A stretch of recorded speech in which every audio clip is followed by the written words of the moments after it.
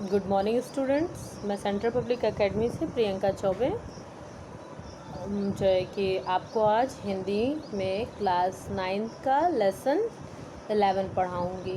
क्षितिज नामक पुस्तक से उसका काव्य खंड है, ठीक है। काव्य खंड में से लेसन 11 रसखान के सवैये, ठीक है, पाठ का नाम है। तो रसखान जी के सवैये को पढ़ाने से पूर्व मैं रसखान जी के बारे में कुछ बताना चाहूँगी। रसखान जी आपके कृष्ण भक्त कवियों में से महत्वपूर्ण स्थान रखते थे। जो भी अनेक कृष्ण भक्त हुए उनमें मैं बताऊंगी ये कि आप सोच रहे होंगे कि कृष्ण भक्त क्या है या कृष्ण काव्य क्या है। तो मैं आपको बता देती हूँ कि ये सगुण भक्ति धारा जिस समय थी उसको हिंदी का जो है कि स्वर्ण काल भी कहा जाता है। तो सगुण भक्ति धारा में ये विभाजित हुए, दो भाग में विभाजित हुए, राम काव्य में और कृष्ण काव्य में। तो ये रसखान जी कृष्ण काव्य के अंतर्गत आते हैं, ठीक है। तो कृष्ण काव्य में रसखान जी का महत्वपूर्ण स्थान है और कविवर रसखान जी का जन्म 1548 ईस्वी में हुआ था। और बहुत, अगर कह सकते हैं, विद्वानों में काफ़ी मतभेद है, सभी लोग एक ही डेट को मानते नहीं हैं, ठीक है। आज भी लोगों में निर्णय नहीं हो चुका है, इस वजह से विवाद है। लेकिन जो एक डेट मतलब सुनिश्चित की गई है जिसमें अप्रॉक्स सही है कि हाँ चलो ठीक है, इसमें संभावना ज़्यादा है, तो वो मैं आपको बता देती हूँ, 1548 ईस्वी। और कहा जाता है रसखान जी को गोस्वामी विट्ठलनाथ जी से ही दीक्षा प्राप्त कर कृष्ण भक्ति में लीन हुए थे और ब्रज भूमि में जा बसे थे। वैसे तो रसखान जी का मूल नाम कहा जा सकता है, तो कह सकते हैं तो सैयद इब्राहिम था। लेकिन ये कृष्ण भक्ति में इतना डूबे रहते थे उस रस में, जिसके कारण लोगों ने इनका नाम रसखान रख दिया। लोग रसखान इनको बुलाने लगे। 1628 ईस्वी में लगभग इनकी मृत्यु हो गई थी। इनकी प्रमुख रचनाओं के बारे में हम बात करें तो सुजान रसखान, प्रेम वाटिका, इनके 2 ही ग्रंथ उपलब्ध होते हैं। और अगर साहित्यिक विशेषताओं की बात करें तो ये बड़ी रोचक और गंभीर दोनों ही हैं इनकी विशेषताओं के गुण। और कह रहे हैं कि उनका लौकिक प्रेम साधु संगत होने की वजह से अलौकिक प्रेम में भी बदल गया, ठीक है। और कह रहे हैं कि उनके साहित्य में लौकिकता और अलौकिकता दोनों का सम्मिश्रण रूप उभर कर सामने आया है। उन्होंने राधा कृष्ण की प्रेम लीलाओं के साथ साथ ब्रज की महिमा का मनोहर वर्णन किया है। उनके द्वारा रचित काव्य में निहित प्रेम की तन्मयता, भाव विह्वलता, आसक्ति का उल्लास उच्च कोटि का है, ठीक है।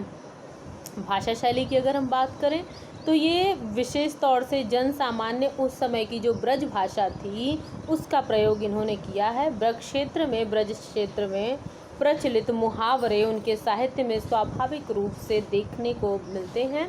और कह रहे हैं कि उनकी भाषा की मार्मिकता, शब्द चयन एवं व्यंजक शैली अद्भुत है। रसखान के साहित्य में दोहे, कवित्व, सवय की बहुलता है। उनके स्थानीय ब्रजभाषा के साथ साथ तद्भव शब्दों का भी प्रयोग किया है।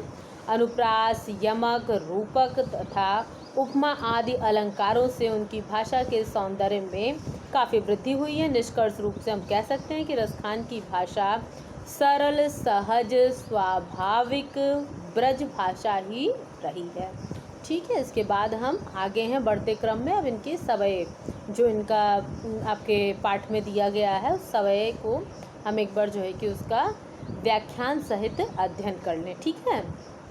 पढ़ते हैं। मानुष हो तो वही रसखान बसो ब्रज, गोकुल गांव ग्वारन, जो पशु हो तो कहाँ बस मेरो, चरो नित नंद की धेनु मझारन। यहाँ पे कवि इस प्रकार से कृष्ण भक्ति में लीन हैं कि वो कह रहे हैं कि अगर रसखान जी कह रहे हैं अगर मैं मनुष्य हूँ तो मैं जो है कि बसना चाहूँगा ब्रज, गोकुल गांव के ग्वालों के बीच में, ठीक है। अगर मुझे मनुष्य भगवान बनाएं तो मैं ब्रज में ही, वहाँ पे ग्वालों के मध्य ही बसना चाहूँगा। जो पशु हो तो कहाँ बस मेरो, चरो नित नंद की धेनु मझारन। अगर मुझे प्रभु, अगर मैं पशु हूँ तो रसखान जी की ऐसी विश है कि अगर मैं पशु हूँ तो मैं जो है कि नंद की गायों के बीच में चरना चाहता हूँ। ठीक है। पाहन हो तो वहीं गिरी को जो कियो हरिछत्र पुरंदर धारण। और अगर मैं पत्थर हूँ तो पत्थर हूँ, अगर मैं तो जो भगवान ने उंगली पे गिरि पर्वत को धारण किया था। ठीक है। जब जो है कि इनका इंद्र भगवान का जो है कि प्रकोप जब जिस टाइम ब्रज पे छाया और वो आंधी तूफान बारिश सब चीज़ ला दिए ब्रज पे, तो उस टाइम पूरे गिरि पर्वत को एक उंगली पे भगवान कृष्ण ने धारण कर लिया था। तो मैं उसी गिरि पर्वत का कोई पत्थर बनना चाहूँगा। जो खगु हो तो बसेरो करो मिली कालिंदी कुल कदम्ब की डारन। और अगर मैं पक्षी हूँ तो मैं बसना चाहता हूँ कालिंदी, ठीक है, के किनारे, जो कदम्ब का पेड़ है यमुना नदी के किनारे, कालिंदी यमुना नदी को भी कहते हैं, जो वहाँ पे हैं, और उसके बगल में जो कदम्ब की डाल है, मैं वहीं पे अपना बसेरा करना चाहता हूँ कि क्योंकि उसी वो कदम की डाल कृष्ण भगवान को बहुत पसंद है। वो अपनी बांसुरी वहीं पे बजाते हैं। ठीक है। कह रहे या लकुटी अरु कांवरिया पर राजती हो पुर को तजी डारों। मैं कृष्ण की लाठी और कंबल पे तीनों लोक अगर मुझे उसके बदले में दिया जाए तो मैं उस तीनों लोक को छोड़ के मैं उनकी लकुटी और कांवरियाँ को धारण करना चाहूँगा। सारा चीज़ मैं तीनों लोक न्यौछावर कर सकता हूँ उनकी लाठी और कंबल के ऊपर। आठों सिद्ध नवों निधि के सुख नंद की गाय चराई बिसारों। अगर मुझे आठों सिद्ध और नवों निधि प्राप्त हो, बदले में मुझे नंद की गायों को चराना हो, तो मैं आठों सिद्ध नवों निधि को त्याग दूंगा। उसके बदले में मैं उनकी गायों को ही चराना चाहूँगा। वही मैं चराना जो है कि पसंद करूँगा। रसखान कबो इन आखिन सो ब्रज के बन बाग तड़ाग निहारो। रसखान कहते हैं कि इन आँखों से मुझे ब्रज के वन बाग तड़ाग निहारना बहुत पसंद है। कौटिक एकल घौत के धाम करील के कुंजन ऊपर बारूं। कह रहे हैं कि मैं केवल एक बार जो है कि ब्रज जाके वहाँ पे इनके ब्रज के जो वन बाग तड़ाग हैं, तालाब हैं, इन सब चीज़ को निहारना चाहता हूँ। और अगर मुझे मैं उस करील को देख पाना चाहता हूँ जिस करील से मेरे कृष्ण की बांसुरी बजती है। करील मीन्स जो बांस का होता है, बांस को करील कहते हैं, उसी करील के किसी पार्ट से बांसुरी बजती है। तो कहते हैं इन सब चीज़ों को मैं निहारना चाहता हूँ। उसके बदले में मैं सैकड़ों सोने के महल में न्यौछावर कर सकता हूँ। ठीक है। सेकंड हमने पढ़ा दिया, थर्ड हम पढ़ाते हैं।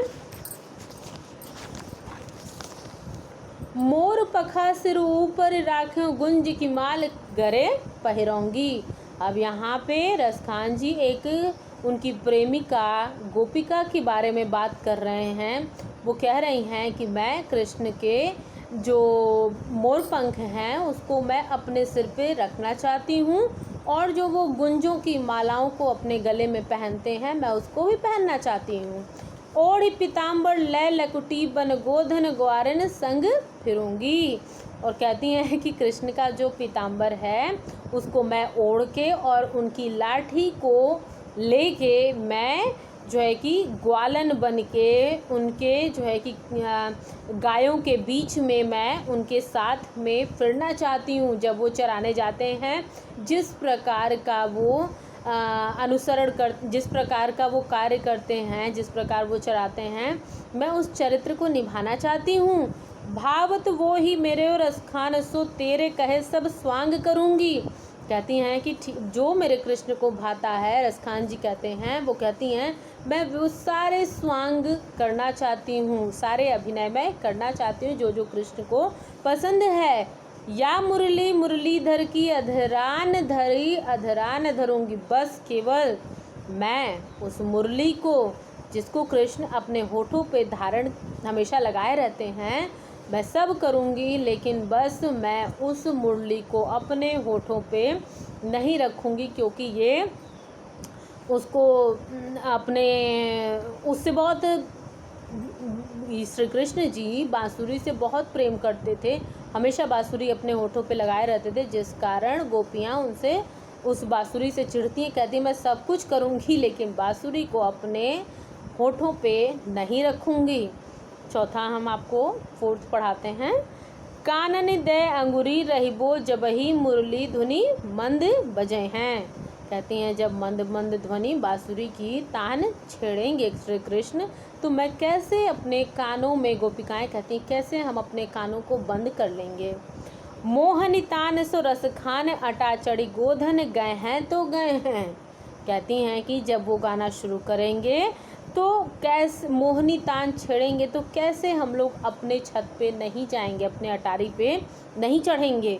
तेरी कहो सिगरे ब्रज लोगन काली को कितनों समझे हैं। कह रही हैं कि जब वो अपना तान छेड़ेंगे तो आप लोग कितना भी समझाइए, हम लोग कैसे आप लोगों की बात को मानेंगे कि नहीं, आपको नहीं उनका गाना सुनना, मुरली नहीं सुननी है, मुरली की धुन, कृष्ण के पीछे नहीं जाना है। कितना भी आप समझाइए लेकिन हम कैसे आपकी बात को मानेंगे। मायरिवा मुख की मुस्कानी संहारी न जहें न जहें न जहें। कहती हैं कि उनके मुख की जो मुस्कान है, जब वो मुस्कुराएंगे, उनके मुस्कुराहट में जो मादकता है, एक नशा है, उस नशे से हम कैसे बच पाएंगे और उस मुस्कान के बदले हम कैसे नहीं मुस्कुराएंगी। आप कितना भी समझाइए, ठीक है, उनके जो मुस्कान में जो एक नशा व्याप्त है, उस मुस्कान के नशे में ही, नशे को हम इतना पसंद करते हैं, उस नशे में जो है कि एकदम इतना हम डूब जाते हैं कि उनके मुस्कान के बदले में हम ज़रूर मुस्काएंगे। आप कितना भी मना करिए, ठीक है। इस तरह से इस काव्य के माध्यम से कवि का कृष्ण की भक्ति रस में डूबना आपको दर्शित हो रहा होगा, इसलिए उनका नाम रसखान पड़ा, ठीक है। और उनकी भाषा ब्रज भाषा है तो हम पहले बता ही चुके हैं, ठीक है।